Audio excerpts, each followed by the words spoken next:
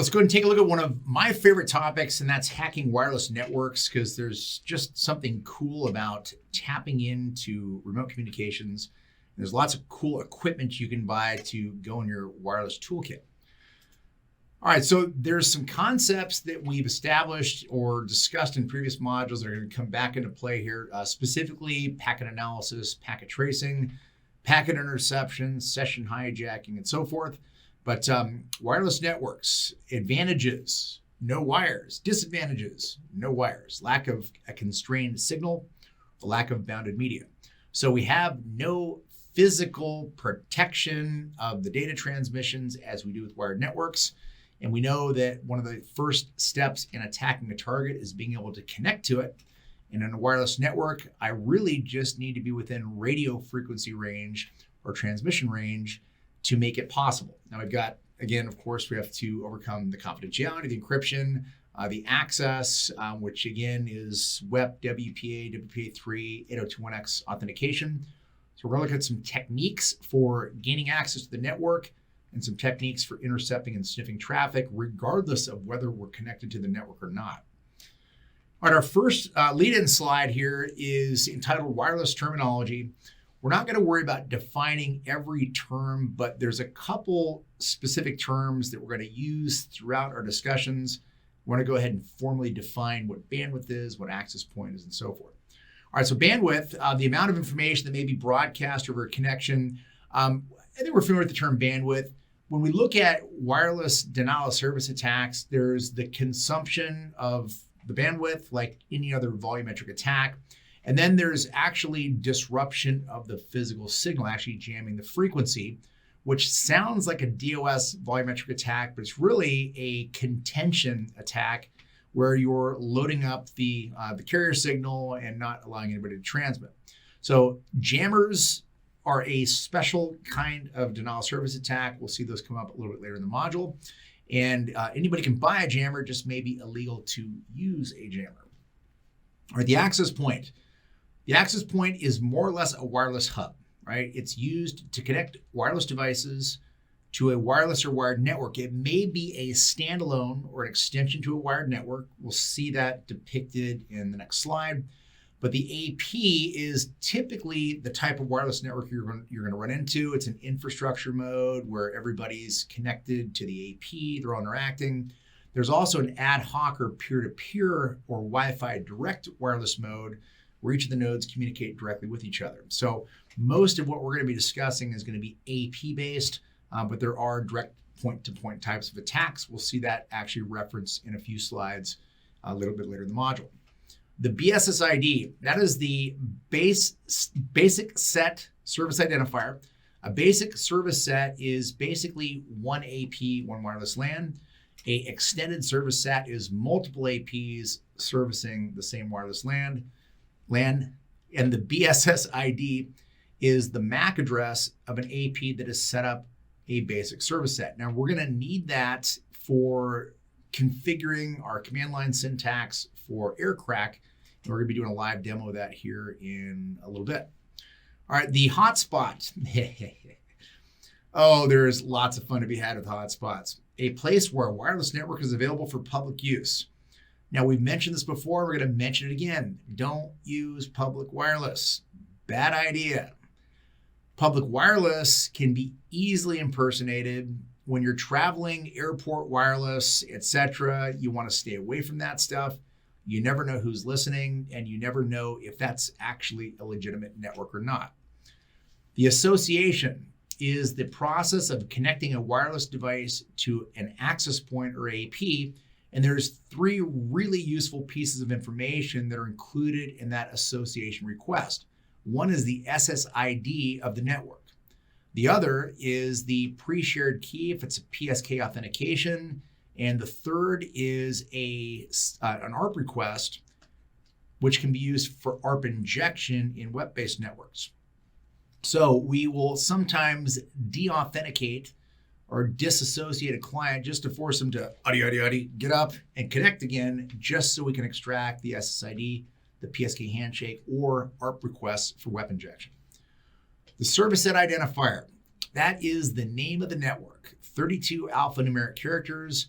given to a wireless local area network. There are default SSIDs like Linksys, Netgear, and so forth, and it is always recommended you change the default ID. Once upon a time, service set identifiers that weren't broadcast weren't easy to discover because you didn't have you had a notification of there might be a network there, but it actually didn't display anything. And then nowadays it shows up as hidden network. So not broadcasting the SSID, in my opinion, draws more attention to you than just broadcasting it. And getting the SSID out of an association request is easy as pie. So the best practices say don't broadcast it if you don't want to be found. But my thoughts on it are go ahead and broadcast it because anybody that's looking is going to know you're there anyway. All right, the different sequencing or signal divisioning, we're not going to worry about much right now. Different versions of 802.11 use different direct sequence spread spectrum or orthogonal frequency. We're not going to worry about any of that right now. All right, the different types of wireless networks. Extension to a wired network, that's pretty common. The access point interoperates with a wired LAN, which gives the opportunity to connect to the wired hosts wirelessly. There's also multiple APs servicing the same wireless LAN. That would be an extended service set. You have a LAN-to-LAN wireless network where there's a bridge being sent wirelessly between two wired LANs. And then one of my favorites, the 3, 4G, or 5G hotspot, where you can tether devices to your cell phone and you can have lots of fun with your cell phone in public places. All right, so I might as well go ahead and tell the story now. So I will make you a wager. I will bet you $1,000 that I can walk into any public place and within 5 minutes at the absolute most, I'm going to have somebody connected to my cell phone thinking it's free public Wi-Fi access or Starbucks or McDonald's or whatever. It's easy as pie to stand up an AP. You can call the SSID whatever you like. It's your AP. It's your Wi-Fi tethering. And you can easily trick people into thinking it's legitimate and connecting to you. So I'll give you a quick story. So Hacker Halted is our big conference each year with EC Council. And one year in particular, we were in Miami and my CEH room was right across the hall from the Starbucks in the hotel. And Starbucks didn't have a wireless network. Too much to resist. So I took my phone, I turned on Wi-Fi tethering. I called the network Starbix with an I. Didn't even name it Starbucks. Not even accurate, not even correct. And boom, boom, boom, boom, boom, people started joining it. And within about 3 minutes, we had 2 sets of clear text authentication credentials, absolutely corporate logins by the domain names, and they're from misconfigured mail clients. So bad SMTP configuration, bad IMAP configuration, 2 sets of clear text authentication. Now, you're never, ever supposed to use clear text authentication for those services. It doesn't mean it doesn't happen. And there was absolutely nothing illegal about what I did. That is also the only time ever in my 17 years of doing this that anybody has ever come looking for me when I stood up an access point, ever. And I've been in lots of hotels and lots of airports, not saying anything, over the years, played around quite a bit. And the one time in that 17 years anybody came looking for me was at that hotel. Probably due to the fact they're running a hacking convention or hacking conference, so they're probably on high alert. But nothing wrong with what I was doing, not illegal. Now, if I use that information for malicious purposes, that's a different story. So it's like shooting fish in a barrel, my friends. Standing up free public Wi-Fi, they will come. The Wi-Fi authentication modes, you have open system authentication, which means just know the network name you're in. Shared key means know a pre-shared key or password. For example, a WEP key if you're using WEP, or a WPA, PA2 pre-shared key. 802.1x authentication is using a centralized authentication server. That is a lot more secure than WEP keys, which are horribly outdated, but still out there. We'll talk about that. And WPA pre-shared key handshakes, which the complexity of the passphrase has everything to do with the security of that. When you're using 802.1x authentication, you're forwarding to a Radius server, and that the way to attack that is to impersonate the AP and collect the authentication, and then just basically spoof the client into thinking they're connecting to the Radius server. Other than that, you'd have to capture the dialogue between the AP and the Radius server. So way more secure with 802.1x authentication. Types of wireless antennas. This is where things get fun. So originally, I bought my first Yagi antenna and my first Alpha AWUS 036H card for like $28 off Amazon on sale. So relatively inexpensive to get started, but you can get crazy with amplification equipment and specialized adapters and have an awful lot of fun. At one point, I had a omnidirectional and parabolic setup in the highest point of my attic, at the tallest point of my house when I was living in Brookhaven, Atlanta, and had a rotator and amplifiers on it. In any one direction, I could see like 60 access points. It was really cool. So you can have a lot of fun with your equipment, a lot of fun being covert, not so covert. But a directional antenna is used to extend your broadcast range in a single direction. Omnidirectionals radiate 360 degrees horizontally. So this stylus, for example, would be an omnidirectional. And I really don't have a Yagi in front of me, but imagine this coffee cup was a Pringles can, directionality. All right, you can also get parabolic grids, which look like direct PC dishes, which give you some nice gain. Dipole and reflectors, all different types of wireless antennas. Some a little bit more covert than others. All right, the history of wireless security. So I'm going to roll a few slides here, and then I'm going to default to Eric's whiteboard diagram, and we're going to run through color-coded evolution history of wireless encryption and protection. So once upon a time, wireless was held at bay because it's wireless. That's horrifically insecure. But eventually, the convenience factor kind of won out. Wireless, we're going to start allowing it. We're going to find a way to secure it. And the first mechanism that made it to market, was widely accepted, was WEP, Wired Equivalent Privacy, which is a misnomer if there ever was one. It was most definitely not the equivalent protection to a wired connection. It was horribly insecure. It was rushed to market. It was not developed with input from cryptologists, and it had some real glaring issues. I'm going to run through what those issues were, but specifically its implementation of a pseudo-random number generation engine was the big problem. So WEP was pommeled when it came out.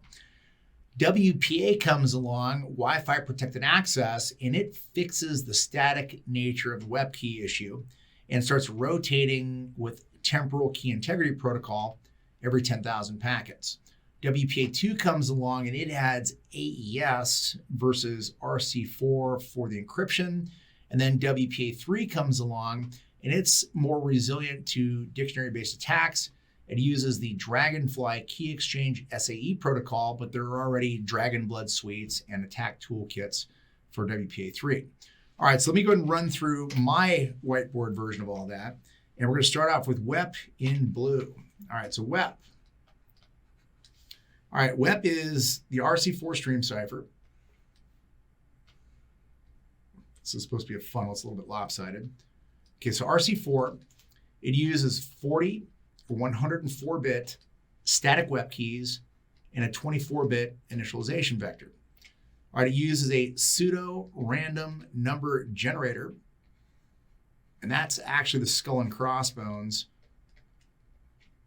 in the WEP implementation. There's statistical weaknesses in this pseudo-random number generation engine. Okay, the 24-bit IV is concatenated with the 40 or 104-bit static key to give you 64 or 128-bit keys. There's actually a 256 version. I've never seen it, but apparently exists. 64 and 128. The keys drop into RC4. They're combined with a pseudo-random number generation engine to create a series of output bits or a key stream. The key stream is XORed against the plain text to create the resultant ciphertext. It's reversed on the receiving end. So there's also CRC32 used for the integrity check.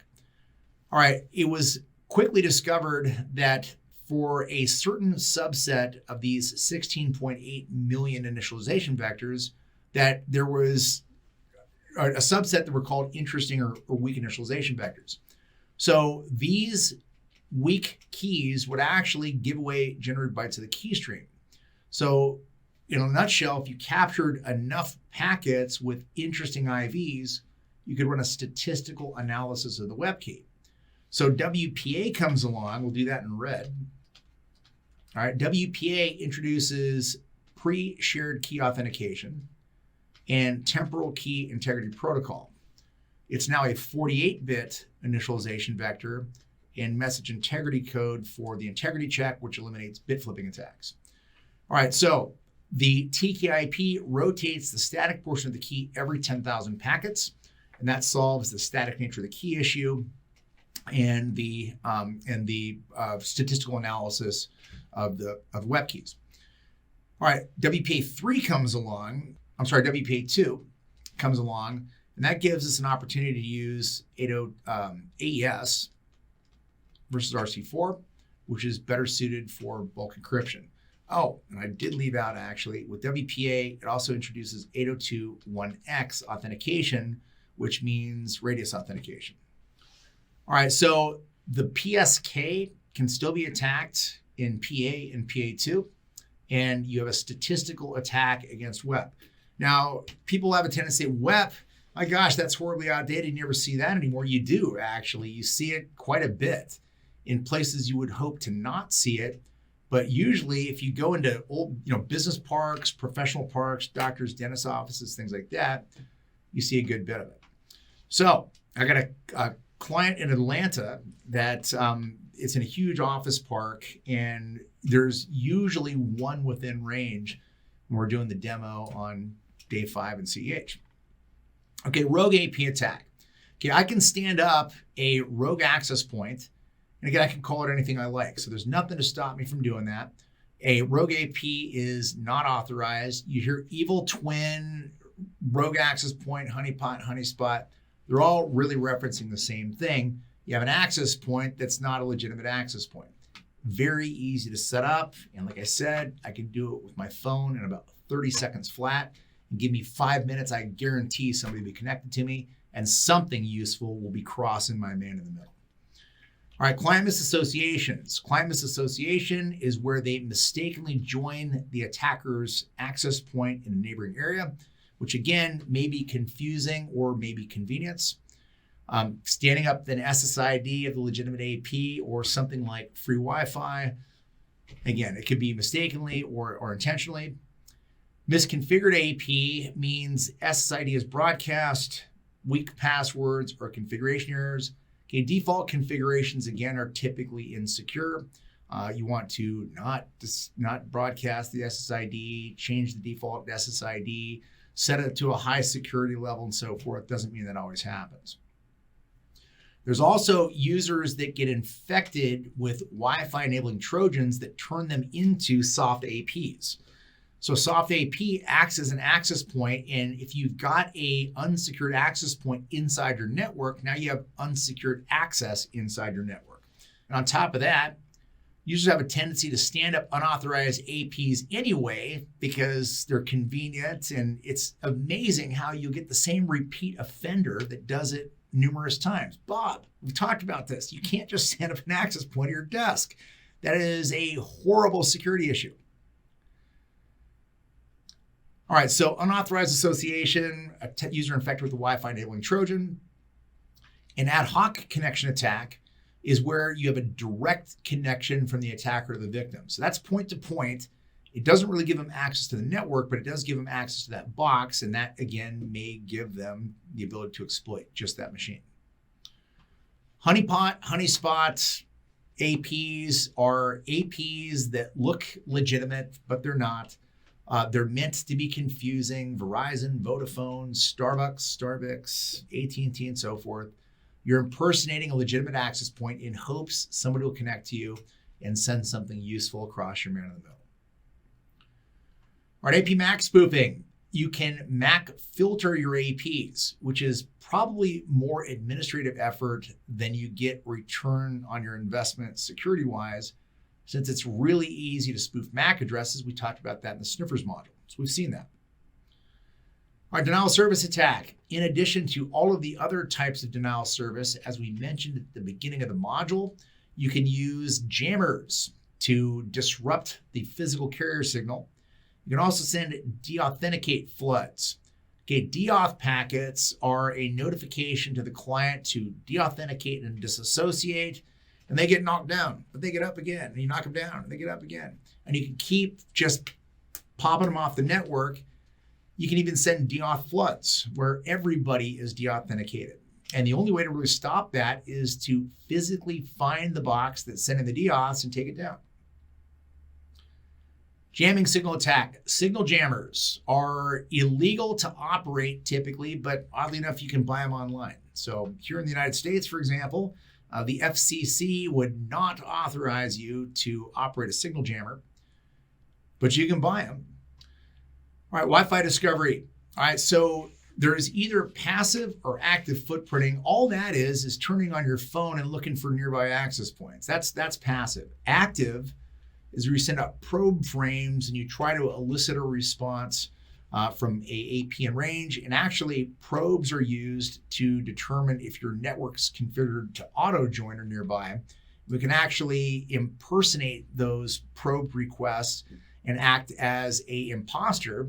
We call that an evil twin as well. And toys like it's a cool toy.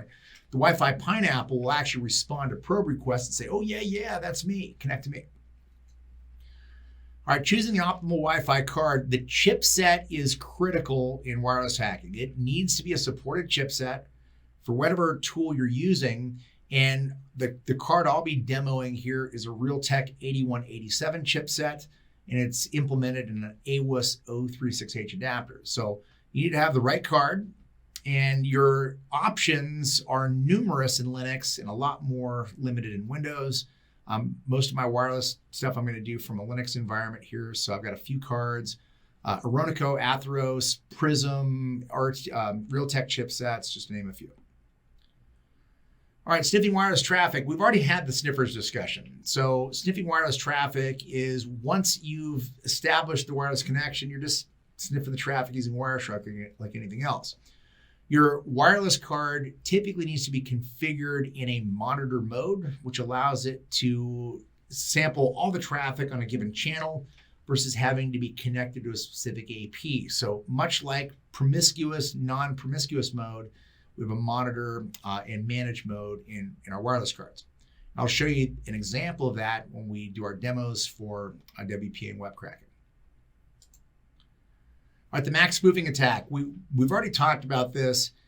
MAC spoofing, really easy. I can change my MAC address, no problem. And the MAC address of legitimate authorized clients will always show up in the clear, even in an encrypted network, because the frame data itself remains in the clear.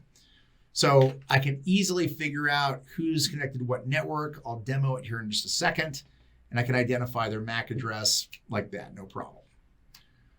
All right, disassociations and deauthentications can get me a pre-shared key handshake, get me the SSID. I'll show you this here in a second. And also WEP packets for packet injection when I'm using web cracking.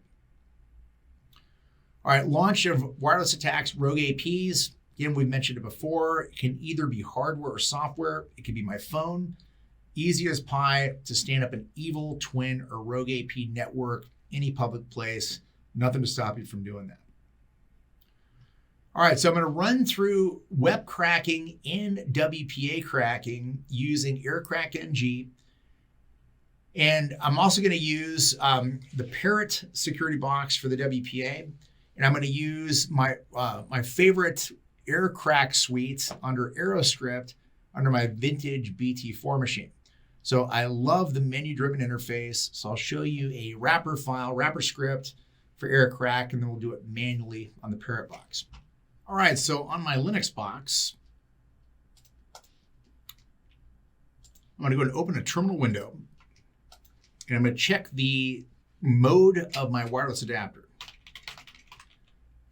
And IWConfig shows me that WLAN 0 is currently in managed mode. It's got to be in monitor mode to actually facilitate the injection and monitoring multiple channels. So I'm going to take it down. IFconfig WLAN 0 down.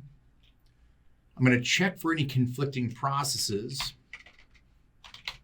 Airmon NG check kill. And then I'm going to start it in monitor mode.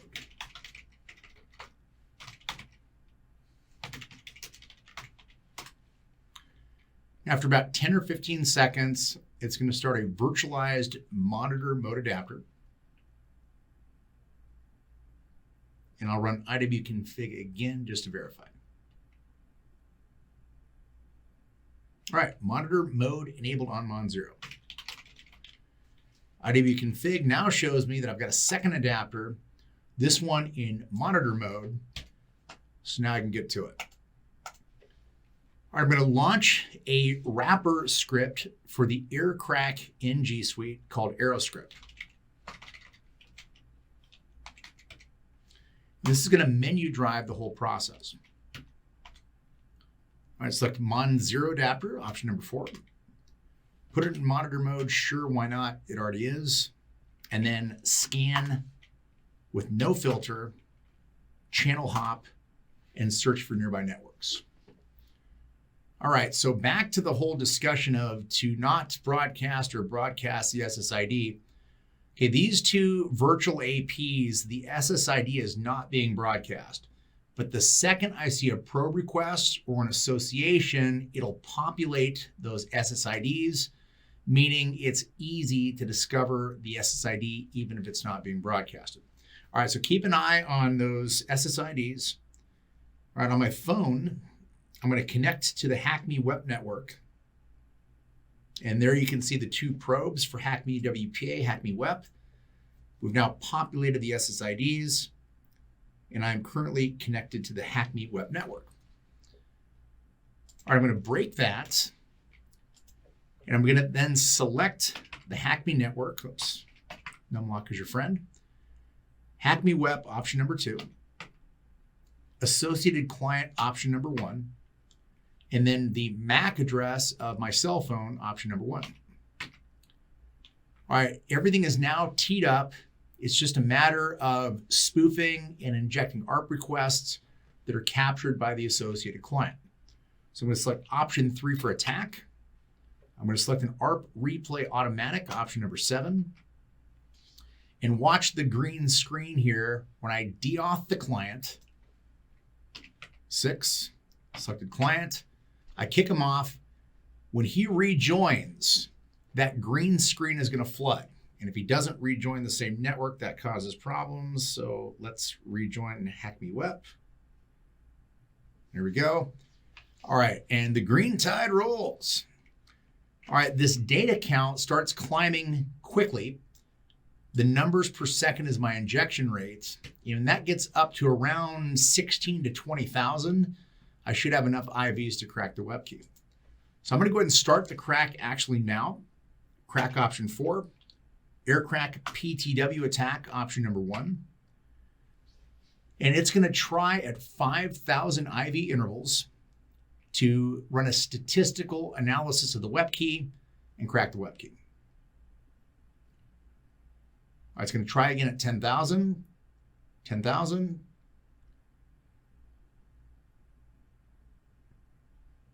All right, didn't make it. It's going to try again at 15,000.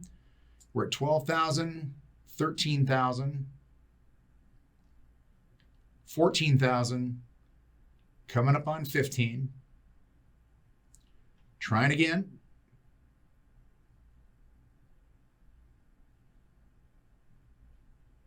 All right, didn't get it. Going to try it again at 20, 17, 18, 19, coming up on 20,000. All right, trying again. Bada bing, we got it. All right, key found. All right, did it with about 20,000 collected packets. 1, 2, 3, 4, 5, 6, 7, 8, 9, 0.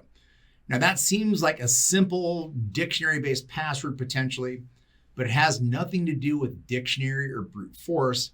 It's statistical analysis. So that could have been $, ampersand, exclamation point, all complex characters, and it was still taken just about the same amount of time. All right, so that is cracking WEP, which is all about capturing enough ARP requests, responses to ARP requests to drive up the collection of the IVs. All right, now over to WPA. All right, so I'm going to disconnect my adapter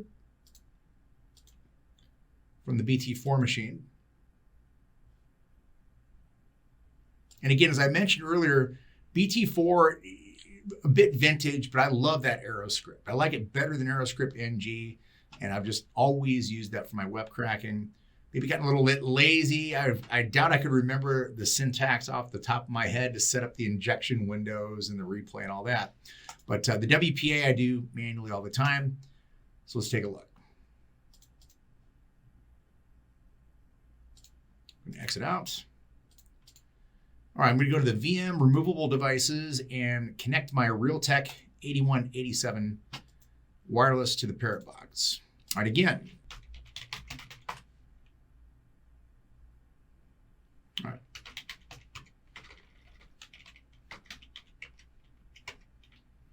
AirDump NG, WLAN 0 mon.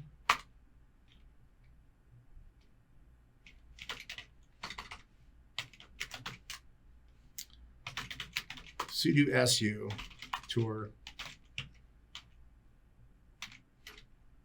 AirDump NG, WLAN 0 mon. There we go. What I typed wrong the first time, that first one looks pretty good, except no root access. There we go. That's what I'm looking for. All right, so there's my networks. Seen it before, nothing new there. So I'm going to break that, and I'm going to select my WPA2 network, and I need to copy its MAC address. All right, now I'm going to do an AeroDump NG TAC BSSID and paste in my MAC address, TAC-C for channel 6, and I'm going to write to a capture file. We'll call it CEHV12. Okay, on WLAN 0 mon. All right, this will now be listening for the pre-shared key handshake. It's going to take a second to initialize. There we go. Now watch the top of the screen for the WPA2 handshake.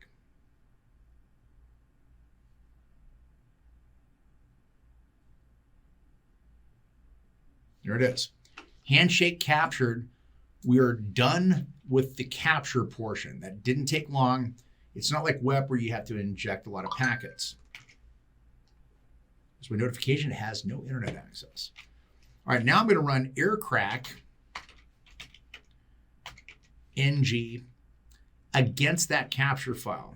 All right, the list is user, share, word lists, rocku.txt against my CEHV12 cap file. Oops, word list option. All right, away it goes. And when it gets to aquarium, ching ching, we got it. That didn't take very long, but it's aquarium for crying out loud. It's like in the A's. That's a dictionary word. So we got it pretty quickly because aquarium's in a dictionary file and it's in the A's. So again, didn't take long to get to it. Your keys tested, you got at the success point when it exited, 4,830 keys per second. That's not a lot. Remember back when we looked at NTLM, we were doing like 18 million per second. This is like 4,000, way slower. It's a 4-way challenge handshake. There's a lot more math. So brute forcing this, forget about it. So your security in a WPA2 network is all about the passphrase complexity and rotating it. All right, so that's cracking WPA. All right, so we've seen WEP, we've seen WPA, and then of course there's Wi-Fi protected setup, which you should never implement Wi-Fi protected setup. WPS can be brute forced in about 6 hours. It's an 8-digit PIN that's broken to 2 4-digit halves. Each one can be cracked independently. All right, and that's going to wrap us up for Module 16, Hacking Wireless Networks. Got some cool labs for you. Keep in mind, again, the capture files in the labs have already been captured. It's difficult to emulate that actually wireless equipment implementation in the cloud environment. We do have some capture files for you to work with. And up next, we've got hacking mobile platforms.